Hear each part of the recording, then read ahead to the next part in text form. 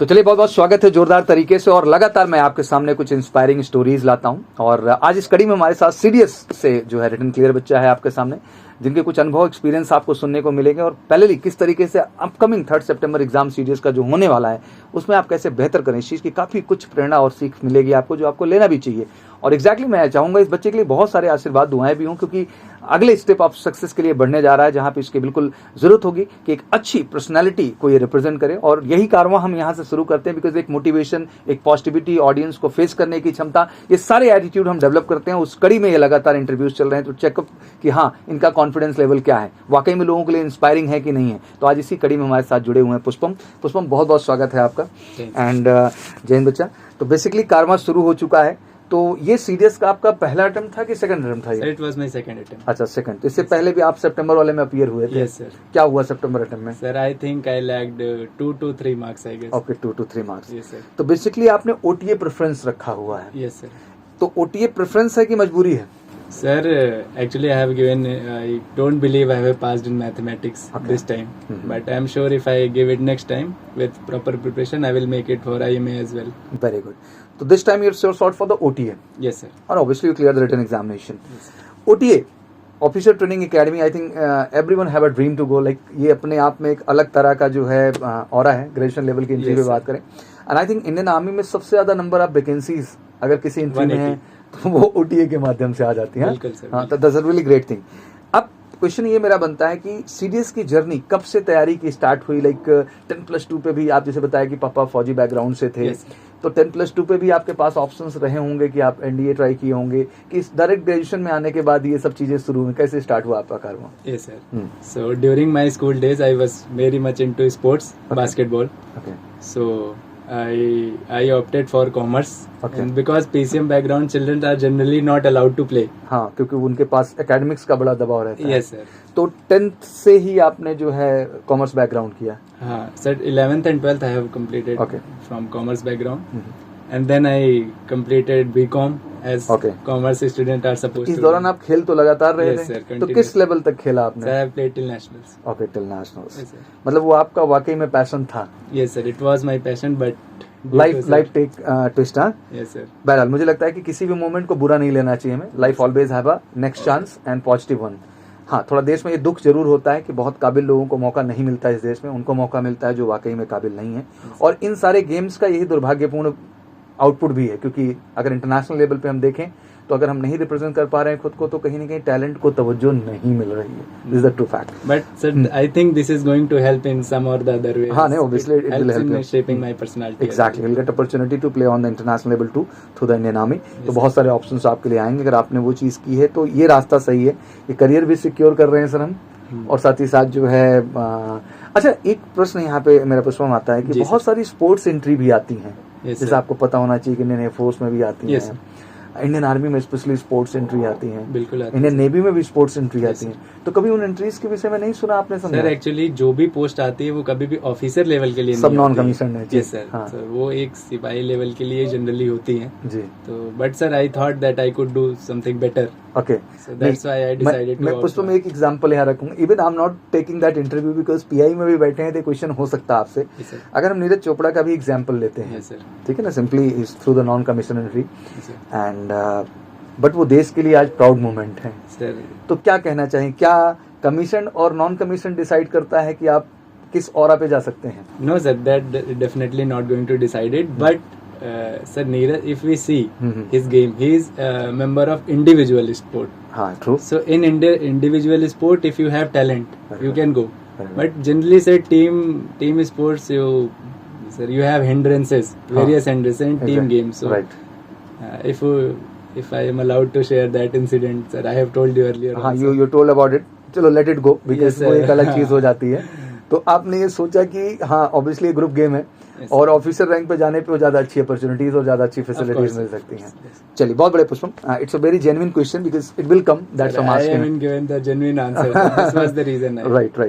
Okay, तो जैसे first attempt आपका नहीं हुआ, आपने कहा कि 2 to 3 मार्क्स से गड़बड़ हुई, तो क्या स्ट्रेटजी पुष्पम उसके बाद रही, कैसे आपने प्लान किया? क्योंकि जीएस वाकई में वास्ट है, बिल्कुल कॉमर्स बैकग्राउंड से रहे, कभी कोई लिंक नहीं रहा कोई आपका, लिंक नहीं है। इवन इंग्लिश सब्जेक्ट से भी कोई लिंक नहीं रहा, कॉमर्स बैकग्राउंड से रहे, तो हाँ। कैसे क्या वर्क किया, बताएं कुछ। Sir the previous in my previous attempt I haven't focus much on the science part okay.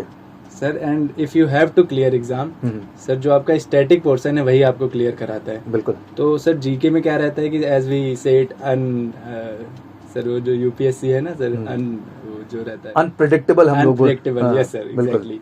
तो उसमें आप सर जीके के लिए आप उतना नहीं कर सकते, like in this previous examination sir generally what happens is 10 to 15 marks political science comes and similar for the geography part, and so this goes on.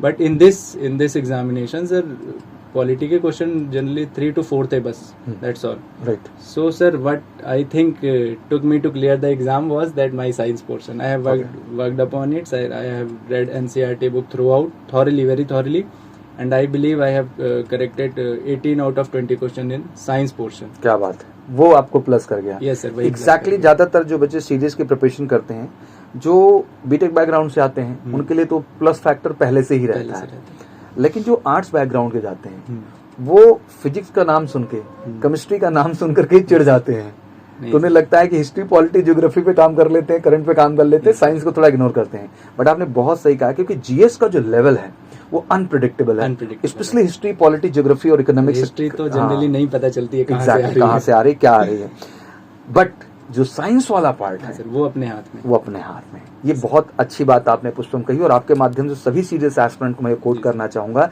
कि ये 25 to 30 क्वेश्चंस जो हमारे जनरल साइंस के आते हैं 120 में जीएस पार्ट, डिसाइडिंग, ये बहुत डिसाइडिंग फैक्टर है।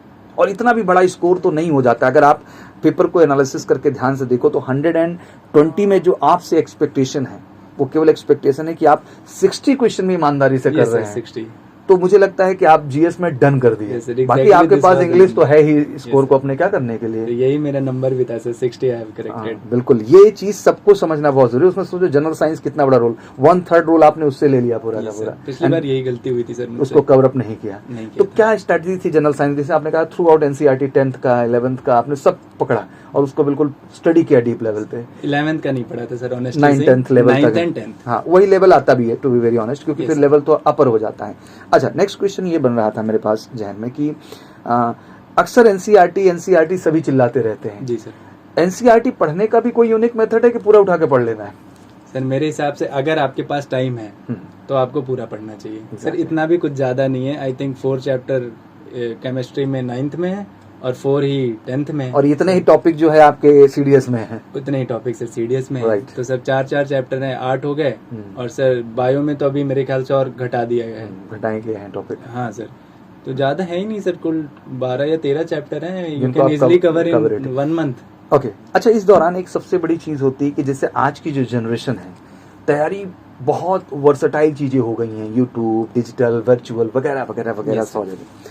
कहीं ना कहीं बच्चा सेल्फ इन्वॉल्व ही नहीं होता है, वो डिपेंडेंट हो जाता है। Yes, sir. और कहा जाता है किसी भी कंपटीशन को क्वालिफाई करने के लिए जब तक सेल्फ एनालिसिस नहीं है, सेल्फ प्रोजेक्शंस नहीं है, सेल्फ एफर्ट्स नहीं है, तब तक रिजल्ट्स नहीं आने हैं। Yes, sir. प्रीवियस ईयर के लिए आपका क्या कहना है और कितना मददगार है इस एग्जाम में बेहतर करने के लिए? सर मुझे ऐसा लगता है कि प्रीवियस ईयर से आप ये नहीं एक्सपेक्ट कर सकते कि सारे क्वेश्चन वही पूछे जाएंगे। Right. Sir generally what happens is, जैसे पिछले बार का आप क्वेश्चन देखे तो प्रेसिडेंट इलेक्शन से जनरली सर 3 साल से लगातार क्वेश्चन आया है, बन रहे हैं। यस सर, 3 साल नहीं सर, 3 वो अटेम्प्ट से, 3 attempts back to back. Yes sir.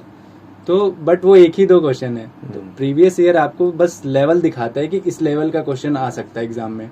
तो प्रीवियस ईयर आपको बस इसलिए देखना चाहिए कि आपको लेवल पता चले, लेकिन सर पढ़ाई आपको बहुत ही डायनेमिक करनी पड़ेगी। Very good. एज सर आपने अभी कहा ही जस्ट कि वो यूपीएससी वाला, यूपीएससी। और एक अच्छी बात जो अभी आपने, क्योंकि एक ये भी नारा बहुत ज्यादा रहता है कि प्रीवियस ईयर कर लीजिए, प्रीवियस ईयर आपको एक आइडिया देगा इस स्टैंडर्ड के क्वेश्चन है, लेकिन अल्टीमेट उस कॉन्सेप्ट पे तो जाके आप ऐसा थोड़ी ना कि उसका प्रीवियस ईयर का आंसर रट के काम कर लेंगे अपना। इवन जो मैंने बताया प्रेसिडेंट इलेक्शन, तो उसमें 3 बार आए, तीनों बार अलग अलग क्वेश्चन आए थे, लेकिन टॉपिक सेम था।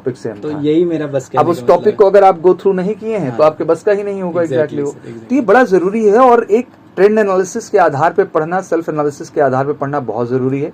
आज डे बाय डे अगर हम पुष्पम देखें तो गिरावट आई है, यूपीएससी की हालत खराब हो जाती है 4-5 लाख लोगों में 6500 लोगों को फाइंड आउट करना है। यस सर, कट ऑफ का लेवल आप खुद भी ईमानदारी से जान रहे हैं कि बिलो 50% जा रहा है, below 50 exactly, sometime 50% sometime below below 50। Yes sir, और कमिटेड आप आईएमए में तो देख ही लो बैठ करके ना, चलो ओटीए का एक बार मानता भी हूँ कि हाँ 50% का कट ऑफ बन जा रहा है, बट अगर आप आईएमए का एग्जांपल उठा के देख लीजिए सीधे, 128 to 136 आप समझो इस बात को, तो कहीं ना कहीं जो है जो एफर्ट्स चाहिए वो एग्जैक्टली हैं ही नहीं। तो मुझे लगता है कि आज जो मैं जनरेशन को समझ, because being NDA competitive we are also competitive, we faced the UPSC and we have all experiences, हमारी भी रणनीति उस समय यही होती थी कि बी एनालाइज द थिंग कि Yes, आखिर क्वेश्चन किस लेवल का है यस सर, वेरी और कहाँ से बन रहा है, then will start working on the concept. Yes sir, और जैसे आपने कहा कि NCERT is the base for that, if you Base work on that, even हर यूपीएससी एग्जाम के लिए वो बेस है, मैं तो खुल के बोलता हूँ। लेकिन प्रॉब्लम ये है कि उसमें भी बच्चे जुगाड़ ढूंढते कि इतना पढ़ लें हमारा काम हो जाए, नहीं,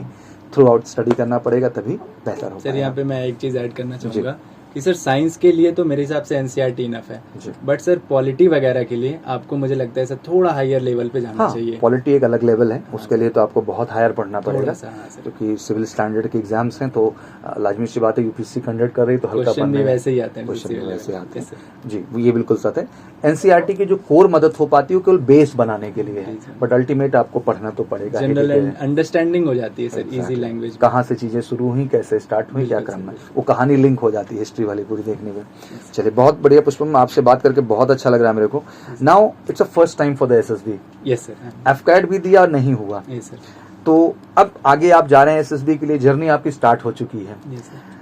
क्या एक्सपीरियंसेस आपके आ रहे हैं जिस तरह की जर्नी आप देख रहे हैं, क्योंकि आप एक स्पोर्ट्स प्लेयर भी रहे हैं, बिल्कुल, तो बहुत कुछ समझ में आता है कि जब हम एसएसबी की जर्नी को देखते हैं तो एग्जैक्टली आपकी पर्सनालिटी का ही टेस्ट है। यस सर, लोग इस चीज को लेके बहुत वरी रहते हैं कि सर किसी एकेडमिक का टेस्ट हो रहा है, क्या नहीं, it's all about the personality. क्या महसूस किया अभी तक आपने? Sir what I have felt is that I am lacking sir somewhere, like we are generally not tend to speak in public, Okay. that's the fear, so here that is why I have joined that. I could get exposure for that. Right, and you So- have enough time for this overall. Yes sir. The next problem is with the candidates that कि वो बिल्कुल जब 14 दिन रह जाता है तब चलते No हैं। sir, I joined the academy the day I cleared my exam. Very good. Yes, अब आपको ये जो 1-2 महीने टाइम मिलेंगे, 2.5 महीने 3 महीने के, ये बेस्ट टाइम है आपके लिए। Yes, sir. इसमें आप इतना काम कर लो ना कि पहले ही गेम में सॉर्ट कर देना है, सर टेंशन नहीं छोड़ना है। Sir, वैसे भी स्पोर्ट्स प्लेयर और प्रैक्टिस पे तो बिलीव करते ही हो। बिल्कुल सर, हाँ। प्रैक्टिस से ही इम्प्रूव होगा सर, Right. क्योंकि एक बार 2 बार 3 बार करेंगे तो वो थोड़ा इम्प्रूवमेंट हो रहा है सर। फील हो रहा है आपको? Yes sir. जैसे एक स्पेशल सेशन 4 to 6 चलाता हूँ मैं श्रेयांश सर का आप लोगों का, जी कितना फायदा मिलता है उसका? सर बहुत इम्पोर्टेंट है वो, क्योंकि सर एक प्लेटफॉर्म मिलना सर, घर में हम जनरली हमारे मम्मी पापा या भाई बहन sir generally they don't speak in English and you don't get opportunity, but here all of our chaps जो भी है हमारे साथ में यहाँ जी, पे जी। Sir, everyone is speaking in English and we generally get, sir बहुत ही हेल्पफुल है सब लोग, राइट, तो कोऑपरेट करते हैं सर, खुद से भी कई बार डिसाइड करके we choose a topic and we tend to speak. Exactly, this is all about, यही होना भी चाहिए। You need to be leader in every stage ना, हर स्टेज पे। सर इवन आफ्टर 6 भी Okay. We used to stay here. Very good. And sir very good, क्योंकि अभी पूरा टाइम आपका इसी के लिए है, तो फिर अपने को देना 100%। जनरल अवेयरनेस की क्लास होती है आपकी 9 to 10, उसके कितने बेनिफिट्स मिलते हैं सर आपको? बहुत ज़्यादा बेनिफिट्स हैं सर, क्योंकि जो उसमें करंट टॉपिक्स हैं, हॉट टॉपिक्स जिसको हम कहते हैं सर, वो हमें उसमें पता चलता है। कुछ चीज़ें हमें पता होती हैं, ऐसी बात नहीं है कि हम बिल्कुल ब्लैंक होते हैं, लेकिन सर जैसे 7 चीज़ें हैं, आउट ऑफ 7 हमको 3 to 4 तो आती है, लेकिन रेस्ट ही हमको कुछ नहीं पता होता। और सर जब लेक्चरेट आएगा हमारा, तो what if those 3 topics come in that lecturette, तो सर वही मैम बहुत अच्छे से वो चीज़ एक्सप्लेन करती हैं कि, और जो थोड़ा बहुत रह जाता है सर वो हमारी जिम्मेदारी है, गूगल सर्च करो और जी। पता करो उसको। एग्जैक्टली, और मुझे लगता है कि यही एक स्पेशल डायनेमिज्म है। अगर आप में जनरल अवेयरनेस अच्छी अपडेटेड नहीं होती तो आप कॉन्फिडेंट होकर ना इंटरव्यू में अच्छा परफॉर्म कर रहे होते हैं, ना जीडी में आप अच्छा कर रहे होते हैं, ना लेक्चरेट में कर रहे होते हैं, तो उसका भी अपने आप में एक बहुत बड़ा रोल है। एग्जैक्टली कहते हैं ना, communication is important, language is Language very important, but उसके लिए कंटेंट इज ऑल्सो इंपॉर्टेंट। आपको जानकारी ही नहीं, अंग्रेजी बहुत आ रही तो क्या करना है उसका? तो ज्यादातर लोगों को ये लगता है कि इंग्लिश बोलने या ना बोलने में हमारा सिलेक्शन रिजेक्शन होता है, बट ऐसा एक्चुअल में है नहीं। आपके एक्चुअल नॉलेज, इन्फॉर्मेशन और कंटेंट को फाइंड आउट किया जाता है कि उसमें आपका रियल पोटेंशियल क्या है। Yes sir. बहुत अच्छा लगा पुष्पम, हम लोग ढेर सारी बातें की, इंटरव्यू बड़ा होता चला जाएगा। Yes, तो ये कारवां मेरा चलता रहे। मैं हमेशा कुछ अच्छे बच्चे जो पोटेंशियलफुल होते हैं, क्योंकि समाज में एक पॉजिटिव प्रेरणा का भी जाना बहुत जरूरी है। Yes, sir. And I am so much worried, I met with lot of candidate, देखो पॉजिटिव एटीट्यूड हमें रखना बहुत जरूरी है। फौजी एटीट्यूड ये होता है कि आप नेगेटिव से नेगेटिव सिचुएशन में भी आपको क्या होना है लाइफ में, पॉजिटिव रहना है और हंसते रहना है। This is all about.